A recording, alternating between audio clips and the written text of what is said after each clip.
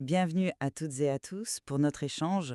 Aujourd'hui, on va se pencher sur une tension vraiment fondamentale, une sorte de ligne de faille qui traverse toute la réflexion sur le crime. D'un côté, on a la vision de la sociologie et de l'autre, l'approche du droit. Oui, et la question qui en découle, au fond, elle est essentielle. Le criminel est-il avant tout le produit, la conséquence de ces conditions sociales? Et si c'est le cas, est-ce que la sanction légale, la punition, est vraiment la réponse la plus juste ou même la plus efficace? Alors pour moi, la réponse est assez claire. Malgré les influences sociales que personne ne nie, la responsabilité individuelle doit rester la pierre angulaire de la justice. La sanction légale n'est pas juste une option, c'est un instrument tout simplement indispensable à l'ordre social. Et de mon côté, je vais plutôt explorer la perspective inverse, celle que nous propose la sociologie, justement. L'idée du criminel comme une victime de son environnement. Une idée qui, forcément, remet profondément en question la légitimité et l'utilité de la punition comme solution miracle. Bon, mon point de départ, c'est la nature même du droit. Nos textes le décrivent comme rigide, c'est vrai, et c'est une critique qu'on entend souvent, mais je pense que c'est mal comprendre sa fonction. Cette rigidité, en réalité, c'est sa force. C'est celle qui fournit un cadre stable, prévisible, sans lequel aucune société ne peut fonctionner. Et au cœur de ce système, il y a un principe qui ne peut pas être négocié, la responsabilité individuelle. On ne peut pas la diluer comme ça en disant « Ah, mais c'est la faute de la société ». Si on fait ça, le concept même de justice s'effondre. Mais est-ce que ce n'est pas une vision un peu simpliste? Est-ce que cette rigidité, ce n'est pas aussi une forme d'aveuglement? Non, pas du tout, c'est du pragmatisme. Prenez la sanction. Ce n'est pas une vengeance aveugle, c'est un outil de dissuasion. Le texte est très clair là-dessus, hein. La loi exploite la peur de la punition pour contraindre au respect. Pensez, je sais pas, aux radars sur l'autoroute. Personne ne les aime, mais leur simple présence modifie le comportement de milliers de gens chaque jour.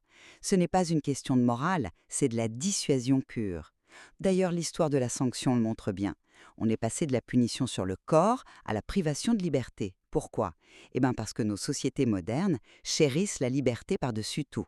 Quand on dit que la loi est le dernier recours, ça ne veut pas dire qu'elle est faible, ça veut dire qu'elle intervient quand tout le reste, l'éducation, la morale, enfin la conscience, a échoué. Et à ce moment-là, elle est absolument essentielle. J'entends bien l'argument du pragmatisme, mais cette vision purement juridique, c'est précisément ce que le texte qualifie de positiviste. C'est-à-dire une approche qui se concentre uniquement sur la loi écrite, la règle pour la règle, sans se poser de questions. Une vision que je trouve, comme le suggère le texte, un peu bornée, parce qu'elle refuse de voir la forêt derrière l'arbre, quoi. La sociologie, au contraire, elle est décrite comme une science qui dérange.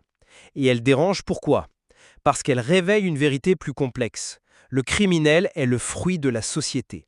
Et attention, ce n'est pas qu'une théorie, on a des chiffres. Au Maroc, le texte nous parle de 3 millions de jeunes sans métier, sans diplôme, sans formation. Ce sont des faits bruts, ça.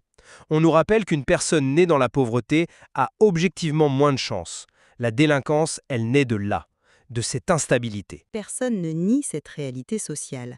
La question est de savoir quelles conclusions on en tire. Eh bien, la conclusion, c'est que la loi ne fait que punir le symptôme, jamais la maladie.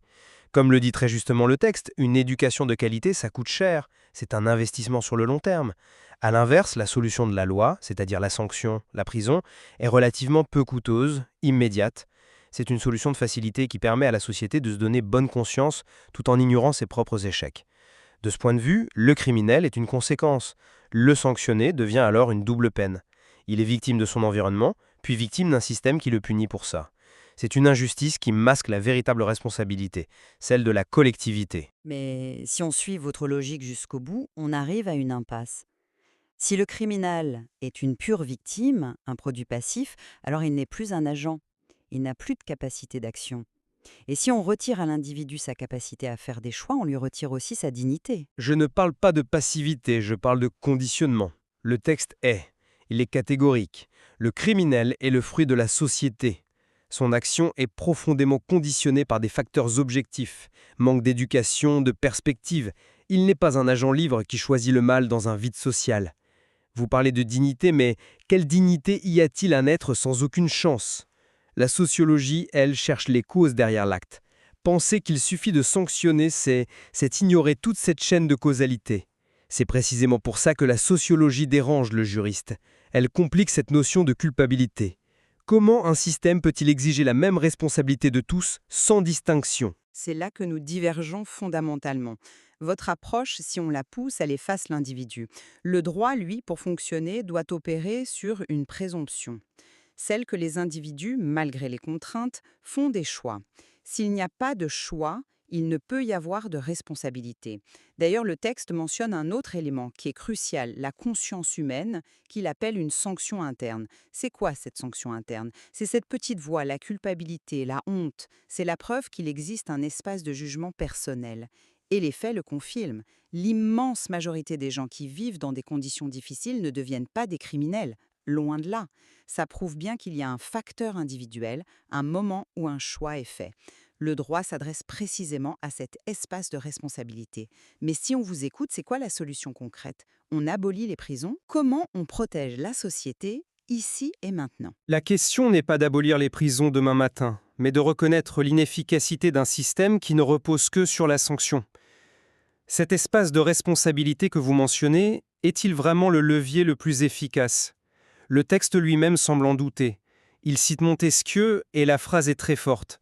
On ne peut pas changer les mœurs et les habitudes seulement par les lois. Ça montre bien les limites de l'approche juridique.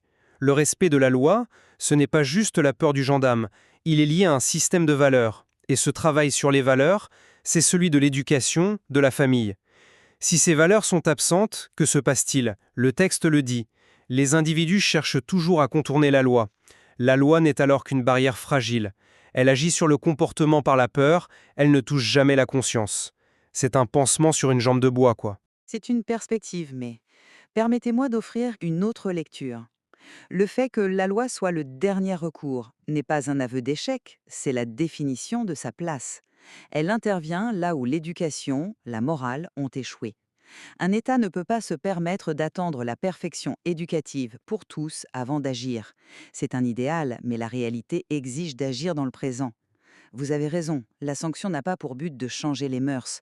Son objectif est plus immédiat et tout aussi vital: empêcher que les mauvaises mœurs de quelques-uns ne détruisent le corps social. La loi n'est pas un professeur de morale, c'est un garde-fou. Elle gère l'urgence. Mais cette logique de l'urgence et de la punition, si on la pousse à son extrême, où nous mène-t-elle? Elle nous mène à la peine de mort, qui est pour moi l'illustration parfaite de la faillite de cette approche. Nos sources y consacrent une large place. Et le texte soulève des objections fondamentales. La première, la plus terrible, c'est le risque d'exécuter un innocent.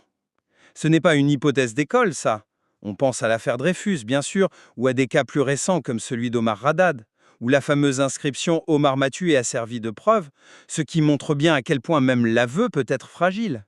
Quand l'erreur est irréversible, le système entier perd sa crédibilité. Le risque d'erreur judiciaire existe dans toutes les peines, même si les conséquences sont évidemment incomparables. Mais ça reste un argument sur la procédure, pas sur le principe. D'accord, alors parlons du principe. Il y a une objection philosophique majeure. De quel droit un juge, un être humain, peut-il décider de la fin de la vie d'un autre? La source le formule de manière presque spirituelle. La vie ou la mort appartient à la volonté du Dieu. Qu'on soit croyant ou non, l'idée est là. Il y a des limites à la justice des hommes. La peine de mort, ce n'est pas un acte de justice, c'est un acte de vengeance sociale déguisée. Je ne suis pas convaincue parce que ça ignore pourquoi cette sanction, même très controversée, existe et persiste dans l'esprit de beaucoup. Le débat sur la peine de mort révèle les motivations profondes derrière l'idée même de sanction. Le texte est très éclairant. Il mentionne que les partisans invoquent la loi du talion, œil pour œil. On peut trouver ça barbare, mais il faut comprendre ce que ça veut dire. Une demande de symétrie de proportionnalité absolue. Ils invoquent aussi la dissuasion, bien sûr, et le besoin de vengeance, pour que l'assassin subisse ce qu'il a fait subir. Qu'on approuve ou non, ces motivations répondent à une demande sociale de justice face à des crimes perçus comme absolus. Cela montre que pour une partie de la société, la sanction ultime est vue comme la seule réponse proportionnée à la faute ultime. Ce n'est pas juste de la vengeance, c'est une logique d'équilibre poussée à son paroxysme. Pour résumer, Bant, la perspective sociologique nous oblige à faire un pas de côté, à regarder au-delà de l'acte, pour examiner les failles de la société qu'ils produisent. Tant qu'on se contentera de punir les individus, sans traiter les causes profondes, la pauvreté, les inégalités, le manque d'éducation, tout ce que détaillent nos sources, on restera dans une logique réactive. Une logique qui est non seulement coûteuse, mais qui est aussi, et c'est le plus grave, fondamentalement injuste. Le droit, sans la sociologie, est un système aveugle aux réalités qu'il prétend réguler. Et je conclurai en rappelant que si la sociologie offre un éclairage indispensable sur les racines du crime, aucune société ne peut se passer du principe de responsabilité individuelle qui fonde le droit. Le système légal, avec toutes ses imperfections, demeure notre principal rempart contre le chaos. Cette discussion le montre bien, la définition même de la justice se trouve au cœur de cette tension. Une tension entre le déterminisme social et l'exigence de la responsabilité personnelle. Et c'est un débat qui, comme le suggèrent nos sources, mérite d'être constamment poursuivi.